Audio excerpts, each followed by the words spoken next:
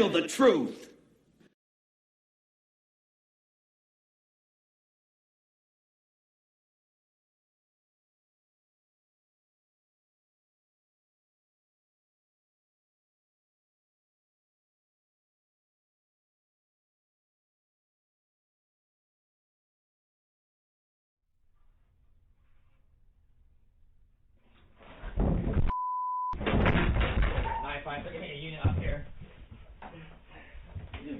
Put your hands behind your back now.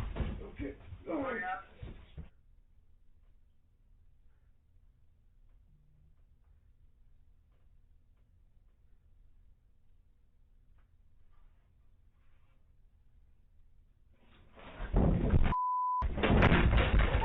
Put your unit up here. Put your hands behind your back now. Okay. All right. Stop. Put your hands behind your back now. Okay. Are you kidding me right now?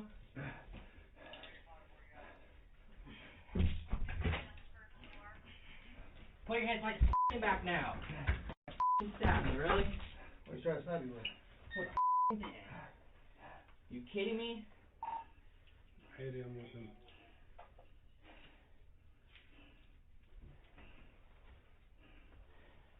Where was the pen at? No. It's right on the table. Right there. Yeah, no, I know where it is now, but was it on the table? On the table. Okay. We'll get him off his chest. Stand up. What do we do? I'll go see real quick. See you.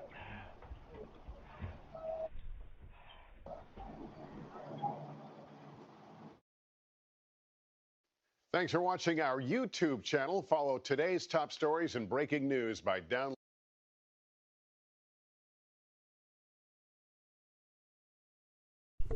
Welcome back, everybody, to the Thomas Freeme TV and Podcast Show. This is Thomas Freeme, and this is Saturday night.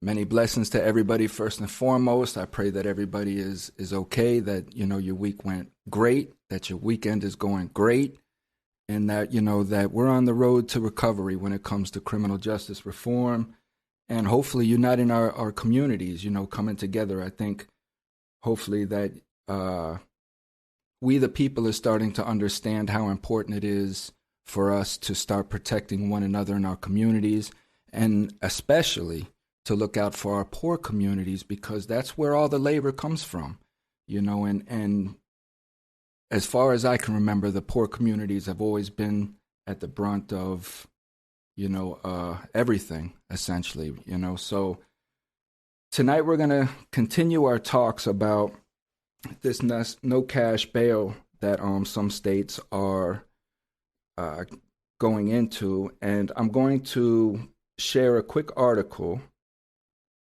and discuss some of the fears.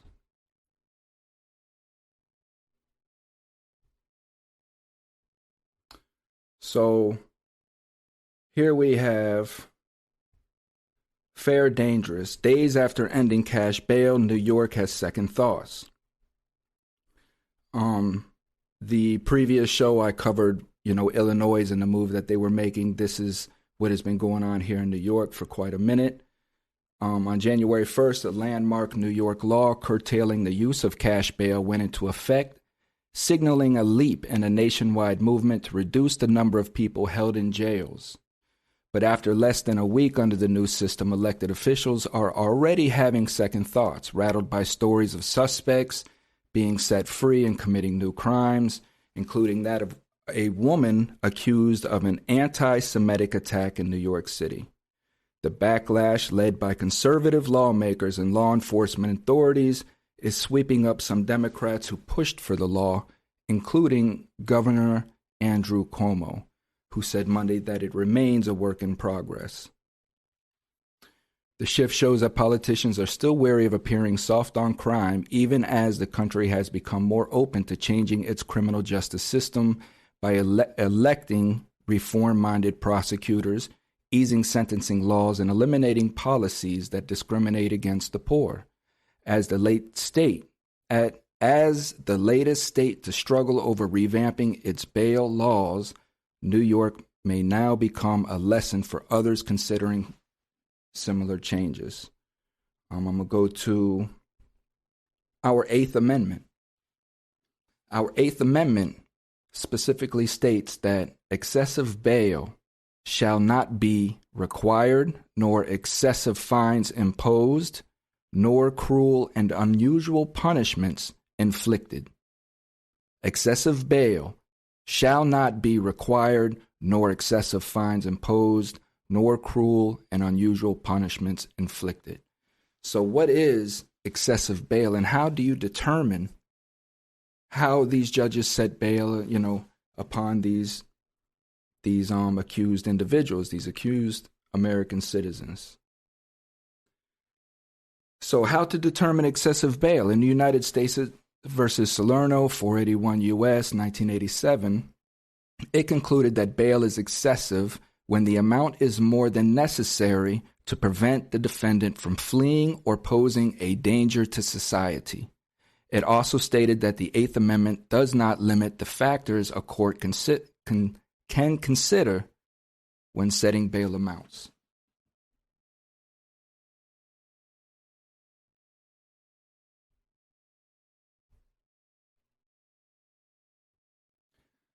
Now, with that being said, I'm going to introduce my guest here shortly. She's a mother out here in Texas. I'll let her introduce herself.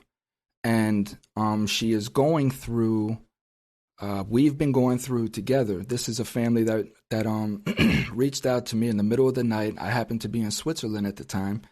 And I contacted the family.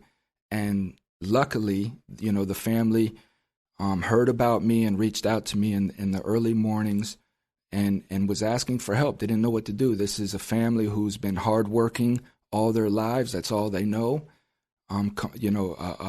Just a compliant, easygoing, Midwestern, Middle America family, and now this has occurred to them. So, with that being said, I am going to introduce now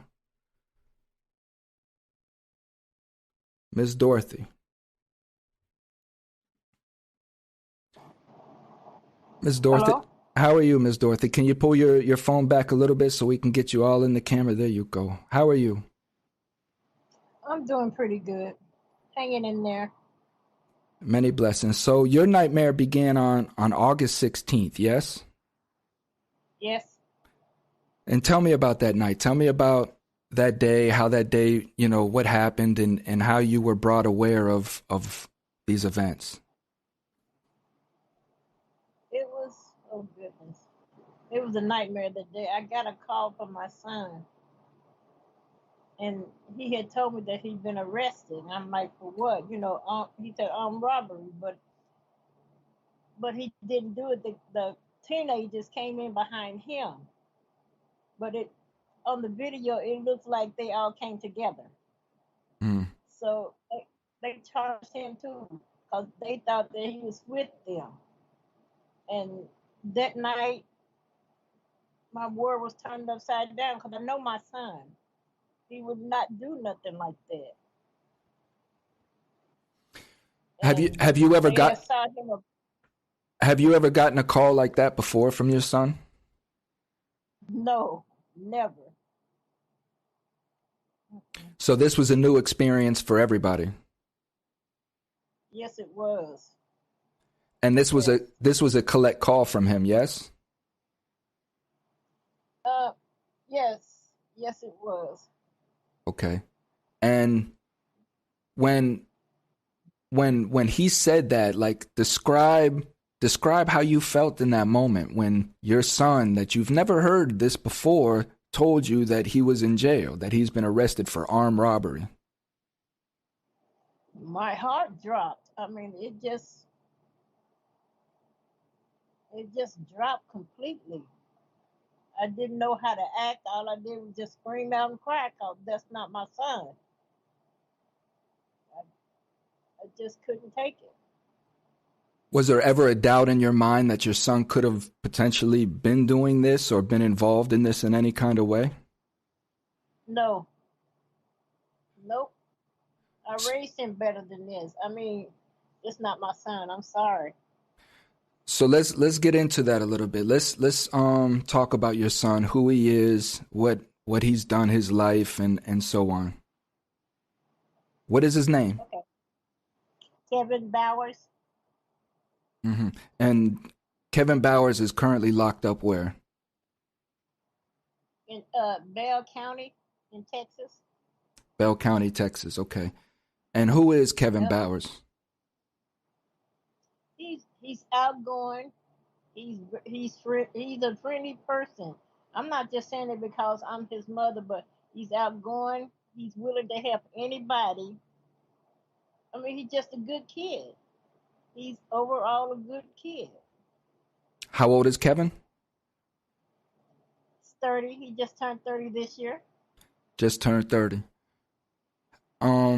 Kevin has a job. Yes, he was starting a new job. He was starting a new job. Uh-huh. And what happened to that job now that he's been arrested? There's no more. They just let him go after they found out, what happened and everything. They didn't want him no more. And Kevin has been in jail since August 16th, right? Yes. And how much is his bail? Sorry, it's $100,000. $100,000 for bail. Yes. And he's never been arrested before. And there's no evidence other than this camera just showing all of these people walking into this building together. That's it.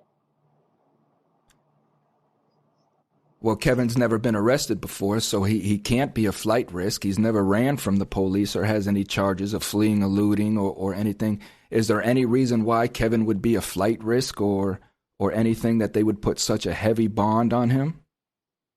No, that's what I don't understand. Do you guys have millions of dollars that the court would think that you could afford a $100,000 bond?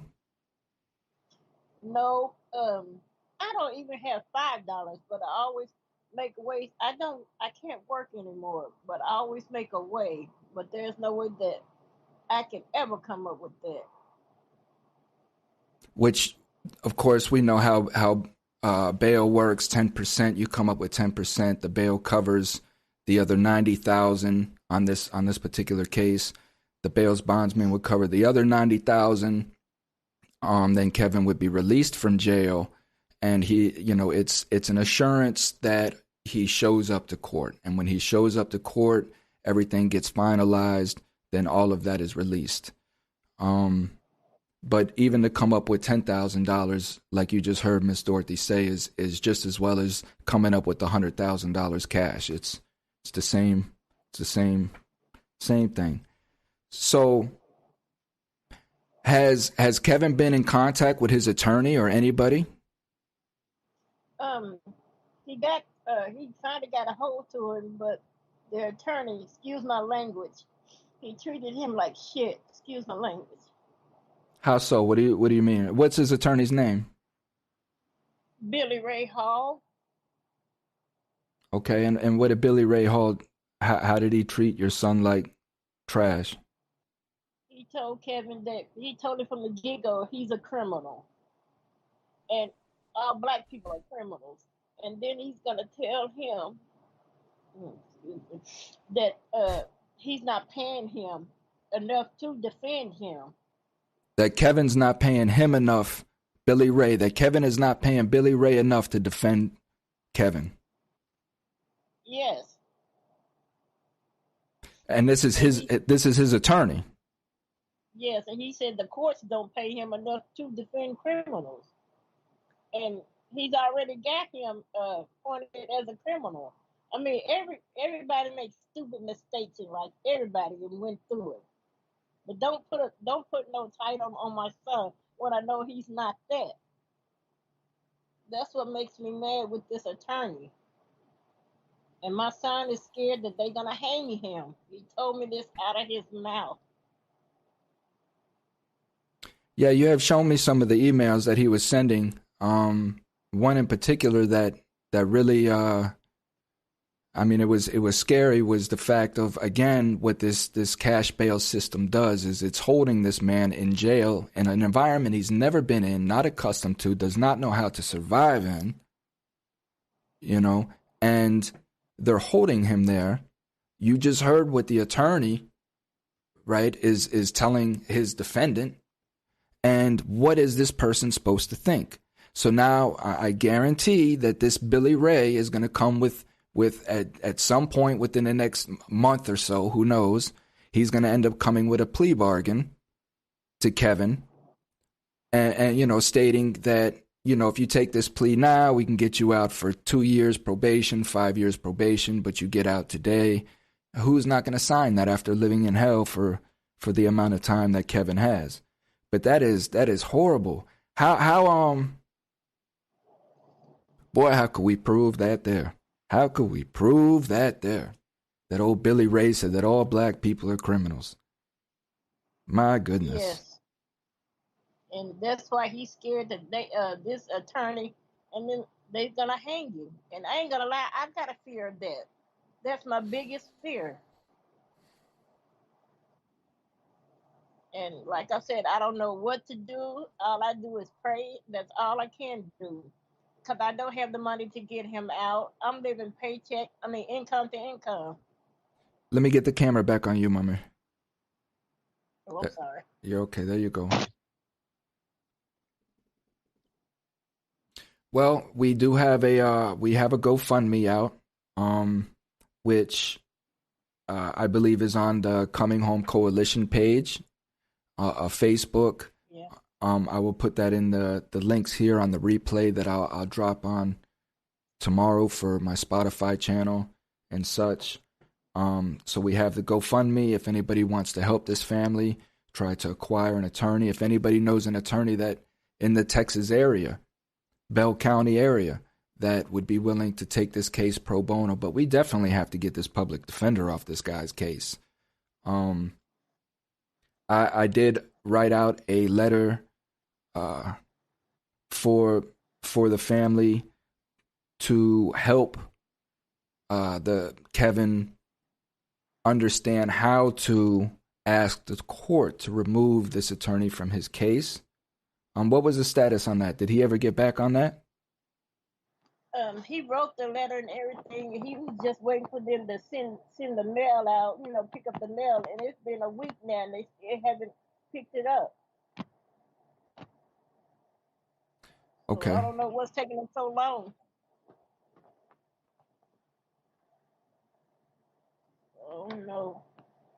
Well, Ms. Dorothy, thank you for coming on and sharing your story. We'll keep you in our prayers. Of course, I'll stay connected with you and help guide you until we can find you an attorney and get this Billy Ray. What's his name? Billy Ray who? Hall. Billy Ray Hall. That sounds like out of that movie. What was that movie with Matthew McConaughey? A Time to Kill. Wasn't that? Yeah, A Time to Kill. That was his name in the movie too, wasn't it? The one that killed the little black girl, Billy Ray? Yes. Yes, it was. Yeah. Mama told me never trust no man named Billy Ray. And I don't. Well, Ms. Dorothy, just keep your head held high and like, what do you say? What do you say to a family in this instance? What can you say? What can you say to a mother who knows that her son is sitting in jail, lost opportunities to good employment, right? So, and not only that, but he's been smeared through the newspapers publicly. So when he comes home, as an innocent person, how does that even get cleared up now? Because the newspapers never circle back around and make the same media display as they did from the beginning. It's not a story anymore, So, yep. What do you say to an American family that is taxpayers doing everything that they can to just try to have a little piece of the American pie? What do you say to them when everything gets destroyed by reckless people and people who think that all black people are criminals? What do you say? You know, it's horrible. Yep. It's enraging. Yes, it is. Well, Ms. Dorothy, you take care of yourself. Again, thank you for coming on and sharing your story and your emotions with us. And hopefully it can shed some light on some unaware people, and we can find some help for you guys. I really thank you for the time you gave me. I really do. Thank you. Absolutely, Miss Dorothy. And we'll reconnect, okay? All right. All right. Thank you. Uh-huh. Bye.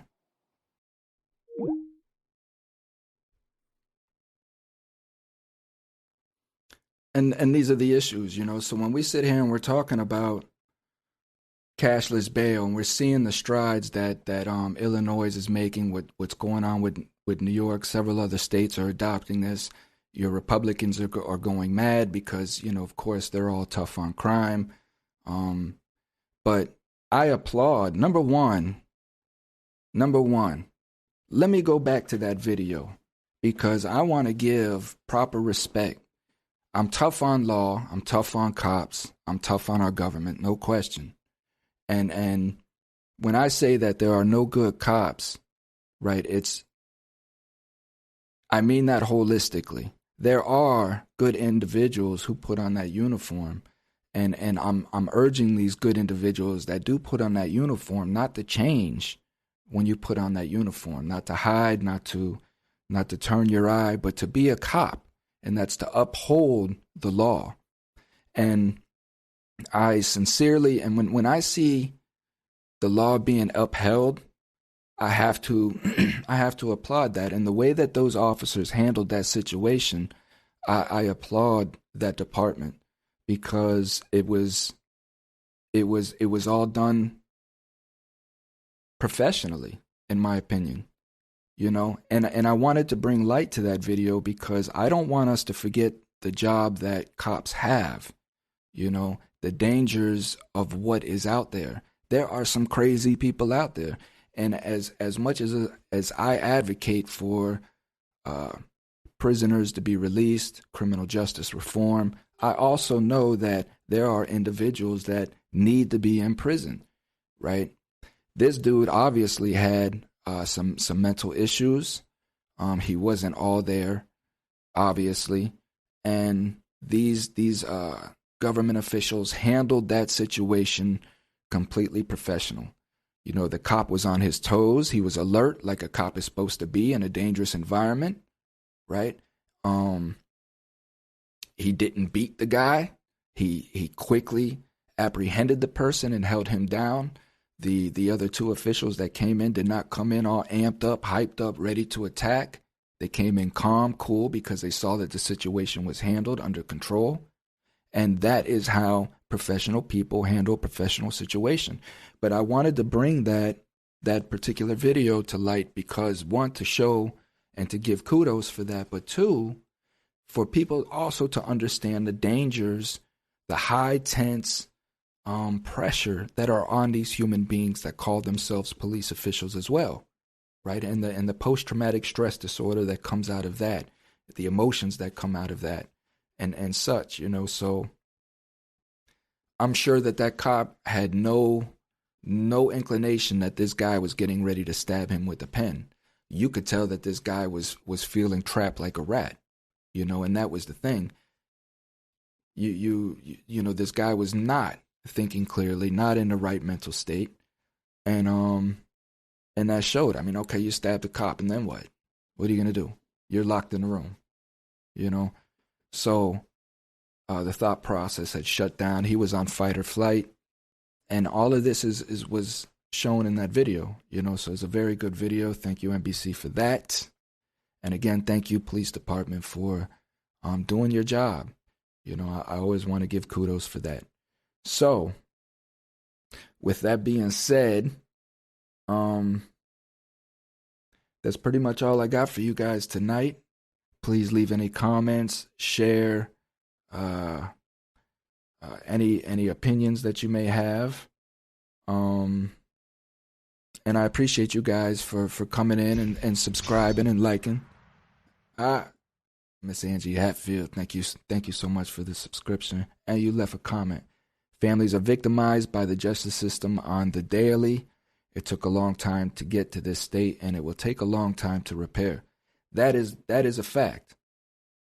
And that's what people have to understand, and a lot of that I try to expose, that this is not just a lifetime thing, right? This is generational. This has been going on for a very long time. It's psychological. It's been constantly being tweaked and changed and amended into the system that it is now. And it exploits the family tremendously financially.